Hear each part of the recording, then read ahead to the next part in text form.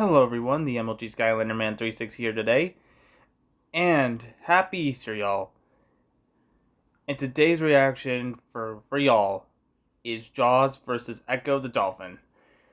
Now, my knowledge of Ecco is not there because I don't really know the character as well in comparison to Jaws, which is a killer shark that manages to kill humans, which the worst thing is he did get a taste of human blood. So I do wonder if this is why Jaws goes on a rampage, because he does get the taste of a human for the first time, and then he goes killer for any human he sees.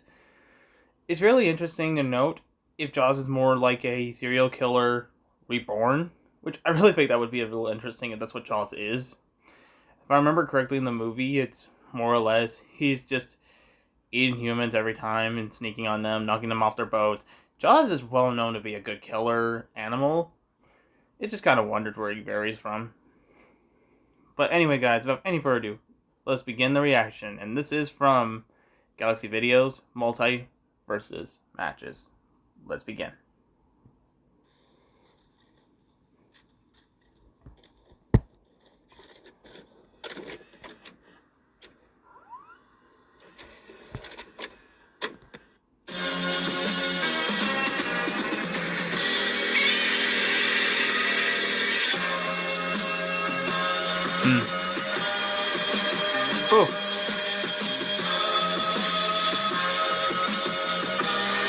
Oh. Oh. It's been a while.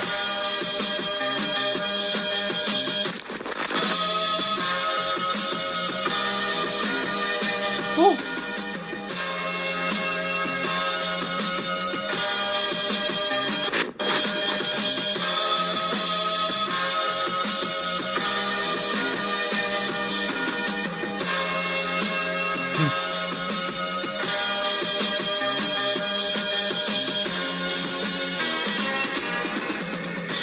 Here we go.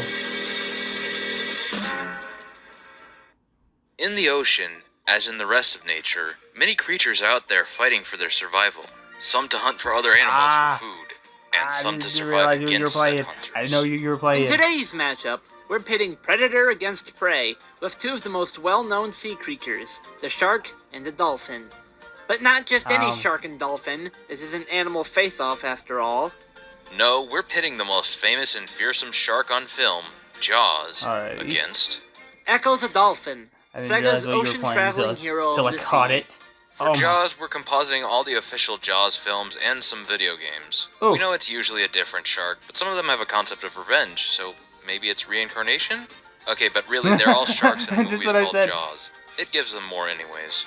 Anyhow, now that we've introduced our sea creatures, I'm Max and he's Ducko, and we're going to analyze these two sea dwellers and determine who can be the king of the sea. Amity Beach was once a nice place to relax and have fun, until one day, this was ruined by a killer shark coming along and eating some people. This led to a team consisting of Chief Brody, Matt Hooper, and Quint to go after the shark, eventually managing to defeat Bruce, or just Jaws as people proceeded to call him. Although sadly they lost Quint on their mission. However, Jaws kept coming back, I think. He went after Brody again, then he was in SeaWorld in 3D, then he traveled halfway across the world to get revenge on Brody's family. How does a shark even have a concept of revenge? Are these sharks all from the same family? Maybe it's the same shark.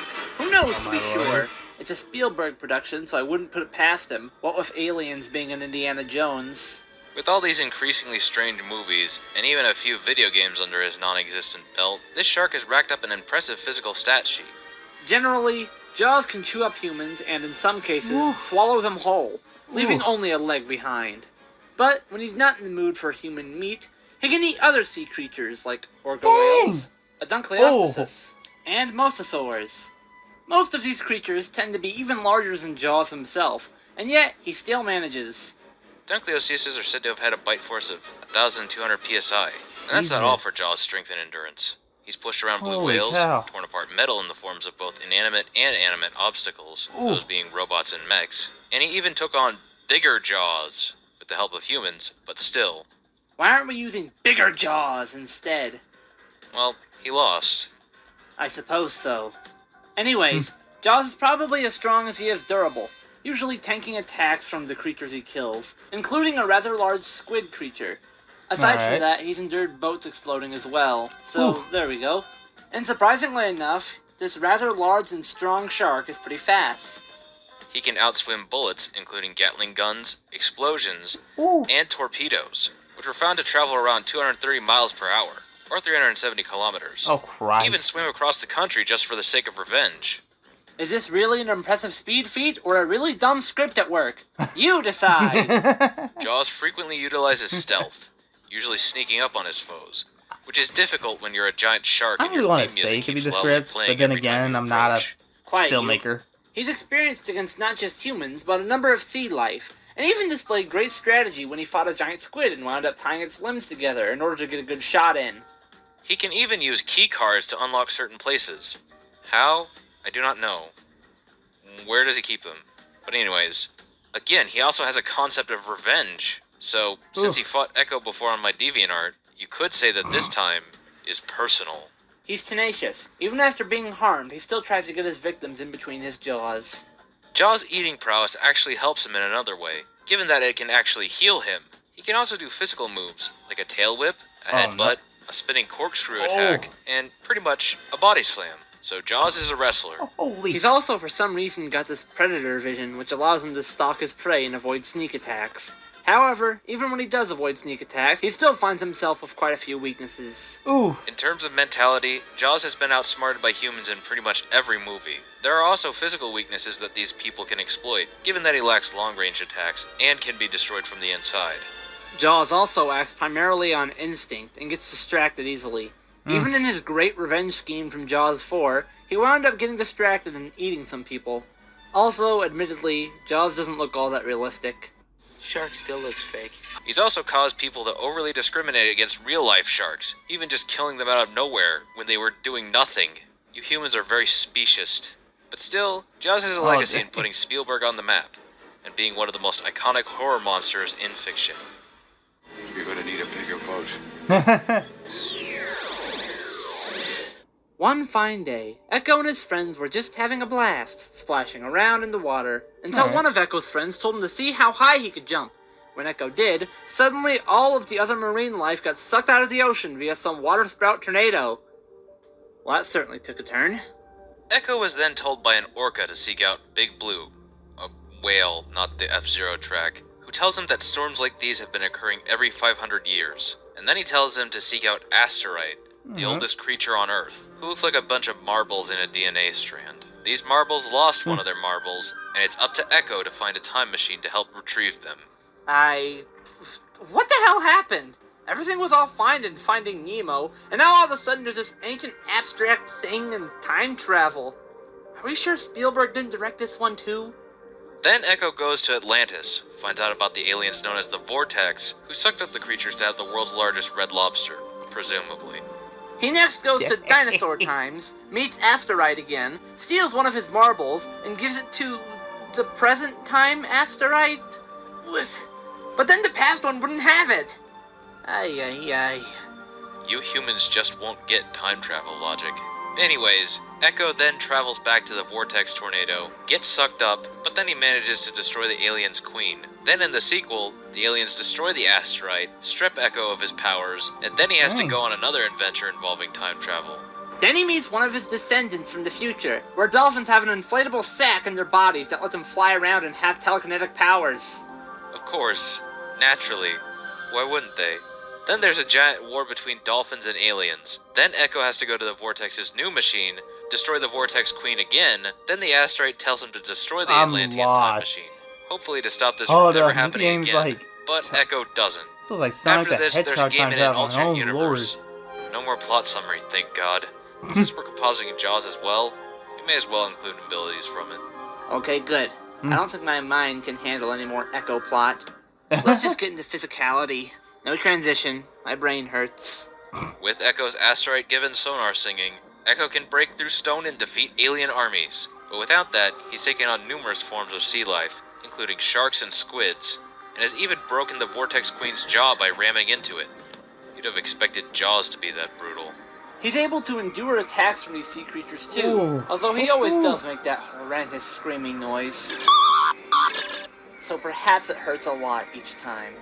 Regardless, he survived explosions while escaping the vortex base, survived the pressures of the deepest recesses of the ocean, and has been caught in several storms. He also pretty regularly swims around the world relatively quickly, and he has the endurance to keep doing it, and in fact, can dodge electricity and energy blasts from vortex weaponry. Ecco is a skilled little scamp, isn't he? He's always going on mind-boggling adventures, going on quests for people, and outsmarting larger sea life, including even psychic aliens. He also can use time travel, which has led to numerous confusing plot holes and convolutions in his story, and yet he still manages to get through it without wanting to ram his head into the nearest hard rock repeatedly. Ecco is usually well-meaning enough, although sometimes he can be a bit of a blowhole. Like, why didn't he just destroy the time machine and get this shit over with? He just wanted to keep going on adventures because he was bored. The Ingrate won't do what Asteroid wants him to, even though most of his powers come from the being. These include his most utilized power, the sonar singing, which allows communication with other sea life, but can also be used as long-range attacks, disorienting sharks, freezing sea life, and breaking through stone. He can perform the charge attack, which explains itself really, the 180-degree spin attack, the super roll, and he can swim backwards. How useful. Don't forget, he can also bounce on his own tail while on land. And it looks ridiculous. Nevertheless, he can also upgrade his sonar to pulsar, allowing him to fire in multiple directions, and even use sonar singing to upgrade other attributes, such as his speed, power, and swimming with power of vigor, and gaining invisibility with the power of stealth. He can also transform into other creatures with the metasphere. So he's like Chuck Norris then. He can become a seagull, a jellyfish, a school of fish, a vortex drone, and even a shark, just like Jaws. Lastly, he has echolocation, which lets Ecco map out the area. That's awesome. Unfortunately for Ecco, he does have some weaknesses beyond his riding. He often needs outside assistance, even needing to be saved by other animals, and he can be selfish and quick to not think things through. Also, somewhat importantly for this episode, his sonar singing actually doesn't work as well on great white sharks, like our friend Jaws here, which could be troublesome. Still, as much as we've ragged on him, Ecco's still the hero of the sea, saving the ocean and most likely our entire world several times over. Alright.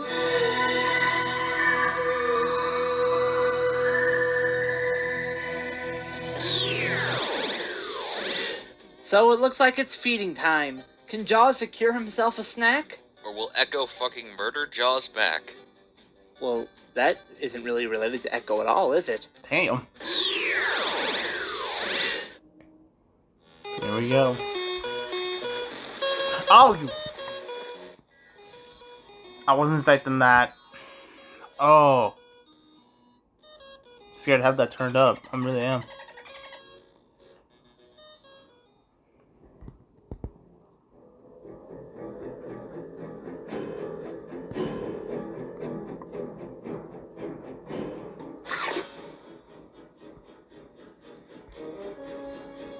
Dang.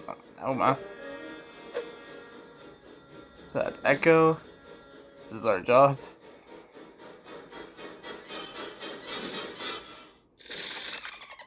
Oh!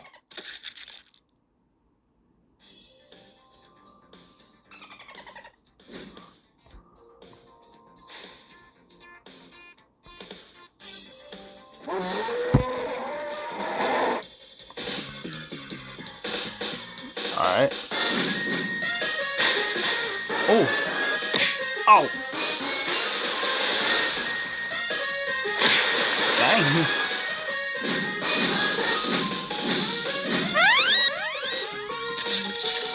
Yep, there's transformation.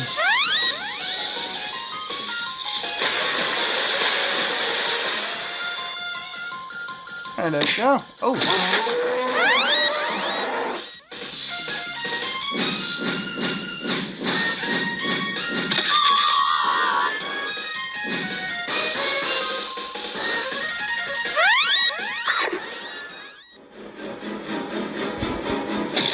Oh!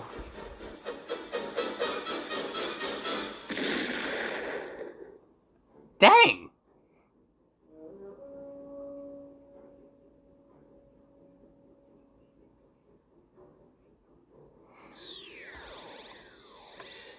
Oh no! Even though it was personal this time, Jaws couldn't get his revenge. How could this happen? It turns out both were basically physically even, pretty much being building level in terms of strength and durability. But Jaws only gains this through his video games, and Ecco is still faster and has more range and versatility. Jaws was smarter than you folks may give him credit for, but Ecco was ultimately the smarter guy here, since while both outsmart sea life, Ecco outsmarts psychic aliens. Plus, Ecco has natural abilities that can counter Jaws' own abilities, like his predator vision being matched by echolocation. But one thing Ecco definitely has that Jaws doesn't is the ability to transform into other animals. Jaws was more willing to kill and be brutal, but it's not like Ecco hasn't been like that when the safety of his friends was on the line, especially since, like I said before, he straight up broke the Vortex Queen's jaw. Plus, dolphins beat sharks in real life. Not that reality has much bearing on this fight, but it's also something we can mention. In the end, while this was actually pretty close, Ecco manages to edge out in everything that counts, allowing him to come out as the winner. Making this multiverse match's winner Ecco the Dolphin. Alright.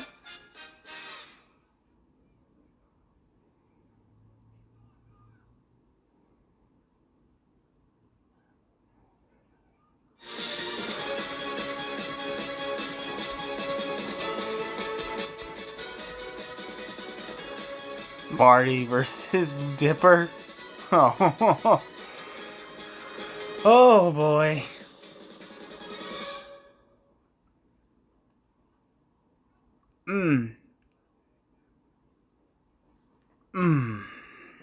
Well, I mean, when you bring up the fact of Ecco having powers over an animal that's just regular, I think that would make more sense for Ecco to win. I mean, pointing out Jaws, yes, he is like a physical shark of strength, but when it comes to powers, yeah, Ecco's gonna win. I can't stress that enough. If Ecco cannot lose to that, wow. But anyway, guys, if you enjoyed that reaction, please like, comment, and subscribe. And please go subscribe to Galaxy Videos.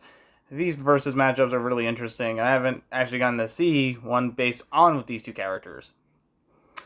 So, I will hope to see more of these later in future videos. And I will see y'all in the next one. Later.